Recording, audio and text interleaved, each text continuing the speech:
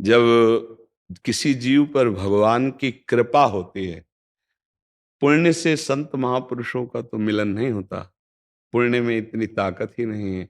और आप खुद अंदर से बताइए, ऐसा कौन सा पुण्य किया है नहीं? जब मदिरा पान कर रहे हैं, मांस खा रहे हैं, तो फिर व्यभिचार भी हो रहा है, मानसिक, शारीरिक। तो इनमें पुण्य बनने की संभावना तो रह नहीं गई। इसमें कृपा होती। जैसे अपने बेटे को मलिन देखकर माँ जबरदस्ती उसे स्नान गृह में ले जाकर स्नान कराती है, ऐसे प्रभु हमारे पिता हैं, हमारे स्वामी हैं, परम ईश्वर हैं। वो हमारी दुर्दशा देखकर कृपा कर दिए और मुझे स्नान गृह में ले आए संत समागम में। संत समागम से हमारा स्नान होता है, हमारे दुर्गुण दूर होते हैं। जैसे माँ मल करके सब जो लगा हुआ मल हटा देती है, ऐसे सत्संग निर्मल करता है। दर्शन से, संभाषण से, स्पर्श से, 3 प्रकार से और एक आंतरिक संकल्प से, 4 प्रकार से धुलाई होती है।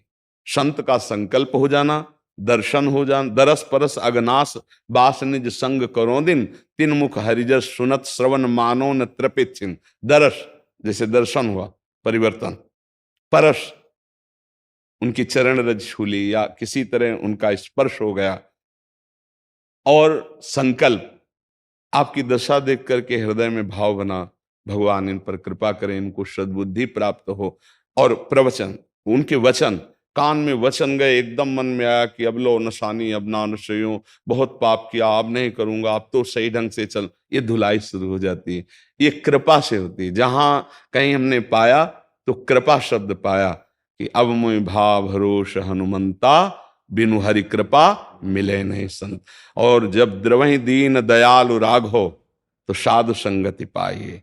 जब भगवान जिस पर कृपालु हो जाते हैं, द्रवित हो जाते हैं, तो वो साधु संगति दे देते हैं। साधु संगति से हमारा भ्रम, दोष, मल, जो पाप है, ये तीनों नष्ट हो जाते हैं। और हमारे हृदय में एक जिज्ञासा जागृत होती है, जो अभी आप बोले कि क्या भगवान हमारा हाथ पकड़कर गिरने नहीं देंगे, अब आगे बढ़ाते रहेंगे। यही बात शरणागति पर ले जाती है कि हे नाथ, यद्यपि मैं आपके योग्य नहीं हूं, पर आपने मुझे घसीटा, तो अब मैं आपके शरण में हूं। आपको साक्षी करके अब कोई गलती नहीं करूंगा, नाम जप करूंगा, बस आप संभाले रहना। ये भाव अंदर से रखे तो पूर्व में जितने पाप हुए हैं वो सब भस्म हो जाएंगे नाम जप से, आश्रय से भगवान के। देखो, कोई भी बात प्रमाणित होनी चाहिए। तो गोस्वामी तुलसीदास जी लिखते हैं, सन्मुख होए जीव मोहि जबहि, जन्म कोटि अघ नाशों तबहि। भगवान कहते हैं करोड़ों जन्मों के मैं पाप नष्ट कर देता हूं जब जीव मेरी शरण में आ जाता है। तो हमारे करोड़ों तो है नहीं, असंख्यों पाप जमा है, न जाने कितने जन्मों से। उनको कुछ भोगा, कुछ स्टॉक में जमा है, कुछ नया स्टॉक गोदाम में जमा हो रहा है जो अभी किए हम। अब पूरे गोदाम को नष्ट करने की सामर्थ्य केवल भगवान में है। तो हम भगवान की शरण में हो, उनका नाम जप करें। और फिर ये बात आपको भी कहते हैं कि आपको ऐसे दोस्त मिलेंगे। कहाँ फंस गए? अरे यार, कितनी मौज मस्ती से जिंदगी कट रही थी, बस कुसंग ना हो। नहीं तो ये चढ़ाई है, चढ़ाई कठिन होती, उतरने में, फिसलने में देर नहीं लगती।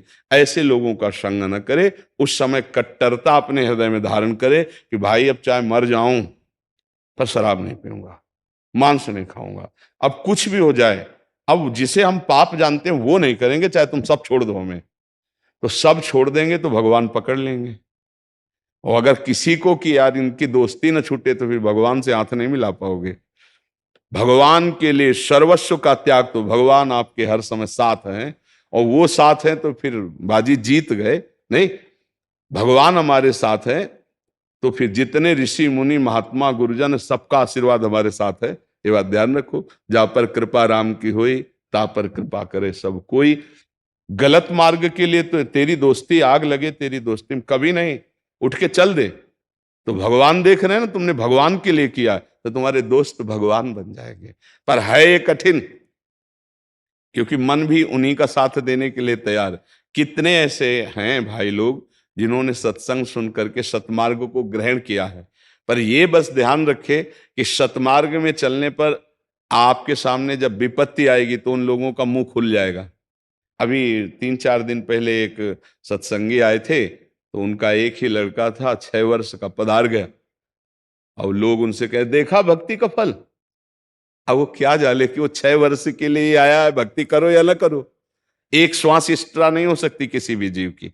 कई बार कहा है कि जैसे आपकी 50 वर्ष की आयु है, तो 50 साल की कमाई देकर आप 5 श्वासें एक्स्ट्रा नहीं बढ़ा सकते। कि हम 50 वर्ष की कमाई देते, मेरे 5 श्वास 5 बार ऐसे कर लेने दो। Meet the Agio All Stars, Slay and Sneakers. श्वासों की कीमत नहीं है, तो आप सोचो कितनी श्वासें आपकी कीमती हैं। और उन श्वासों में अगर आप बोलते हो राधा राधा राधा, कृष्ण कृष्ण कृष्ण, राम हरि, जो नाम प्रिय हो, तो आपकी श्वासें सार्थक हो गई, आपका जीवन सार्थक हो गया।